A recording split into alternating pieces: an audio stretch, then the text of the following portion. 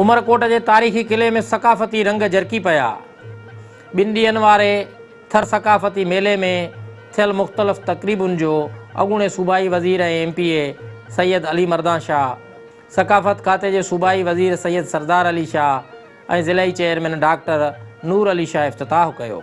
तारीख़ी किले में लगायल सकाफ़ती मेले में हथ जे हुनर जा भी स्टॉल लगाया विया, जॾहिं त पितल ऐं ट्रामे तोड़े ॿियनि थांवनि जा भी स्टॉल लगाया विया त गॾोगॾु 200 साल पुराणा हथियार पिणु सजाए रखिया विया।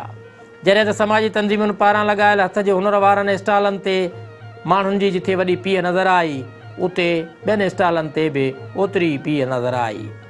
सकाफ़ती मेले में मलाखड़े रांदि में सिंध जे नाले वारनि मल पहलवाननि भी वॾे अंग में शिरकत कई, जन खे ॾिसंदड़नि भरपूर दाद ॾिनो।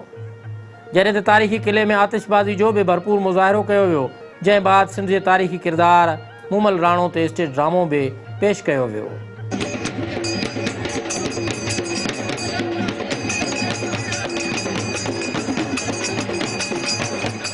उमरकोट सकाफ़ती मेले में सुगड़ कचहरी भी मुनक़िद कई वई, जंहिंजी सदारत ताज मोहम्मद हाले पुट कई ऐं मुशाइरे जो एहतमाम भी कयो वियो, जंहिंजी सदारत हलीम बाग़ी कई ऐं ज़िले उमरकोट सां लाॻापियल शाइरनि निकोर शाइरी ॿुधाए महफ़िल में शरीक माण्हुनि खां दाद पिणु हासिलु कयो।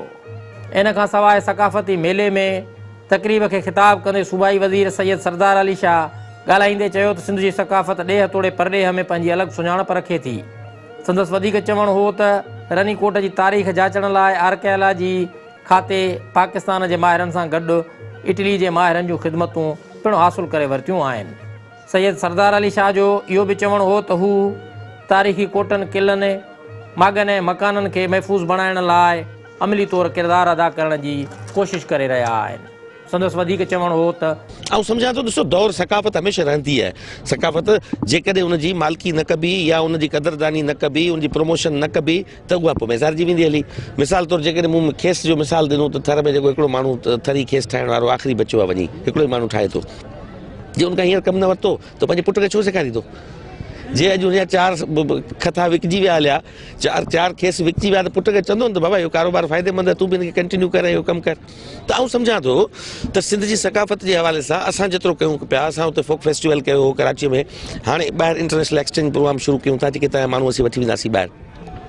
ख़ुदि मुंहिंजे लाइ बि नई ॻाल्हि आहे। आउं हिते अचां थो, स्टॉल घुमां थो, केतिरा अहिड़ा आर्टिस्ट जेके आहिनि अॼु तव्हांजा केतिरा लोकल आर्टिस्ट अॼु राति जो परफॉर्म कंदा हिते उमरकोट जा, कुझु हिते अॻु में कयो हूंदो, कुझु अॼु कंदा आहिनि पूरे खिते जा।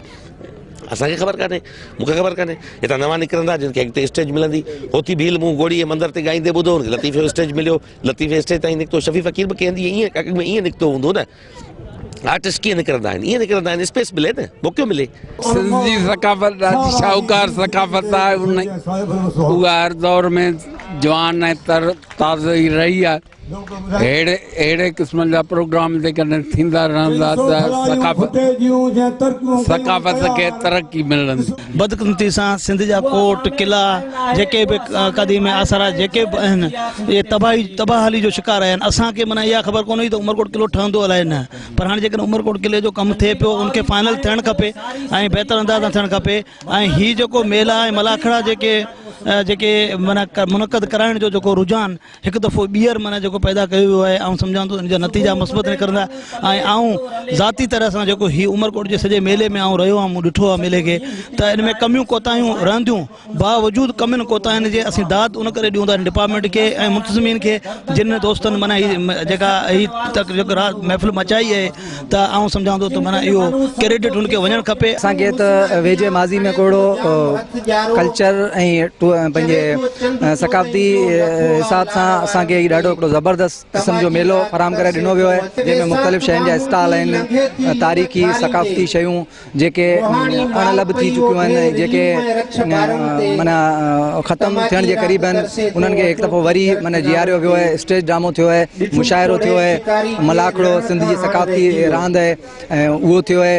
ऐं उन सां हिते जा लोकल फनकार जेके आहिनि उहे प्रोमोट थिया आहिनि ऐं मलाखड़े में हितां जा लोकल जेके मल पहलवान आहिनि उन्हनि जी बि हिकिड़ी मदद थी आहे ऐं हिते सुगड़नि जी कॉन्फ्रेंस थी आहे जंहिंमें हिते जा लोकल सुगड़ उन्हनि पंहिंजो हिकिड़ो इनपुट ॾिनो आहे।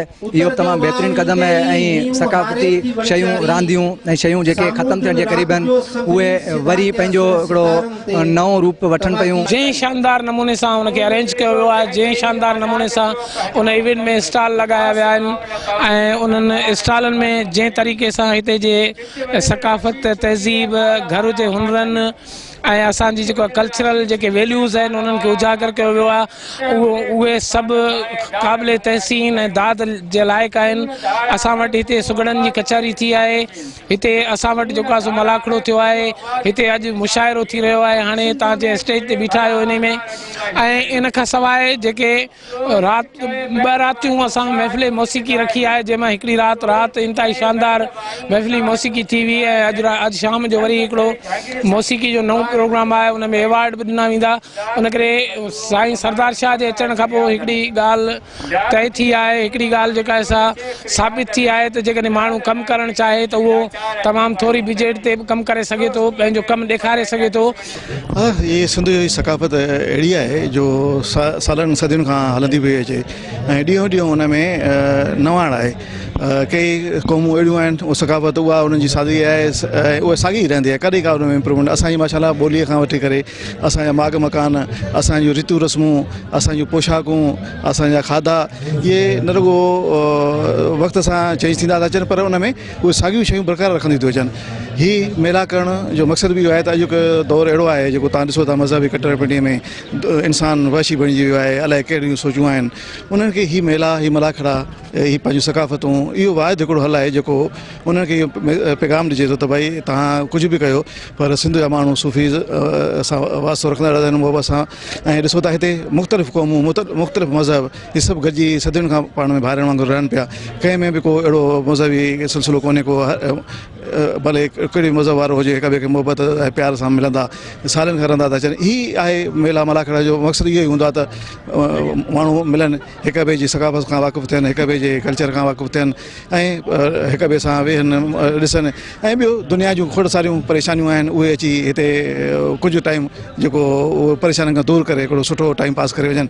हीअ उहा सकाफ़त आहे न रुगो असां हिननि मेलनि ताईं, पर तव्हां ॾिठो हूंदो कल्ह 3 मार्च जे हवाले सां सिंध जो फ्लोट जंहिंमें असां सच सरमस जो ऐं असां पंहिंजो क़ाइदे आज़म जे बर्थ प्लेस ऐं प्लस असां थर जो उते चौरो इहो बि असां इहो ॾिनोसीं त भई असांजी सकाफ़त केतिरी वसी आहे। त असांजे शहर में बि असांजूं सकाफ़ती शयूं आहिनि त असांजूं ॿाराड़ी में बि आहिनि। उहो बि तव्हां ॾिठो हूंदो त कल्ह केतिरी पज़ीराई मिली, उते जेके वेठल हुया दुनिया जा माण्हू उन्हनि सभिनी खां वधीक सूबनि खां सिंध जे जेके सकाफ़ती असांजो फ्लोट हुयो उनखे एप्रिशिएट कयो। त असांजी सकाफ़त माशाल्लाह रिच आहे, उनखे जेतिरो निरार कजे ओतिरो वधीक नज़र ईंदो। थर जेको सकाफ़ती हवाले सां इलाही हिकिड़ो रिच खितो आहे ऐं हींअर हिननि हालतुनि में ॾिठो वञे त असां थर खे ॾुकार ऐं इन्हनि हालतुनि जे करे सिर्फ़ु उन पस मंज़र में ॾिसूं था। ज़रूरत हुई इन ॻाल्हि जी त थर में जेको आर्ट आहे, थर में जेका मौसीक़ी आहे या आर्ट सां लाॻापियल ॿियूं शयूं आहिनि उन्हनि खे डिस्प्ले कीअं ॾिजे। सो कल्चर डिपार्टमेंट ही इवेंट कराए उन्हनि शयुनि खे डिस्प्ले ॾियण जो हिकिड़ो सुठो प्रोग्राम मुनक़िद कयो आहे। असांजे माण्हुनि खे इंटरनेट जो एंटरटेनमेंट जो सुठो मौक़ो फ़राहम कयो आहे। अहिड़ा सुगड़नि जूं महफ़िलूं, मुशाइरा, महफ़िल मौसीक़ियूं, अलाए केतिरा साज़ जेके नापेद थी विया उहे बि साईं हिते ॿुधण में आया। असांखे सुरंदो जेको आहे सो चवंदा हिकिड़ो ई सुरंदे जो जेको आहे सो वॼाइण वारो बचो आहे, उहो असांखे जेको आहे हिते मिलियो। काफ़ी असांजा अहिड़ा माण्हू जेके आहे जिन खे मौक़ा कोन ते मिलिया सॼी सिंध में वञण जा, उन्हनि माण्हुनि खे हिते मौक़ा मिलिया आहिनि ऐं उन्हनि पंहिंजो कलाम पेश कयो आहे, पंहिंजो फ़न पेश कयो आहे, पंहिंजी शाइरी पेश कई आहे। त माना इहो सुठो कमु आहे। मेले में मौसीक़ी जी महफ़िल बि मुनक़िद कई वई जंहिंमें हुमेरा चना, महक शाह ऐं ॿियनि फ़नकारनि जो मुज़ाहिरो करे माण्हुनि खे झूमाए छॾियो।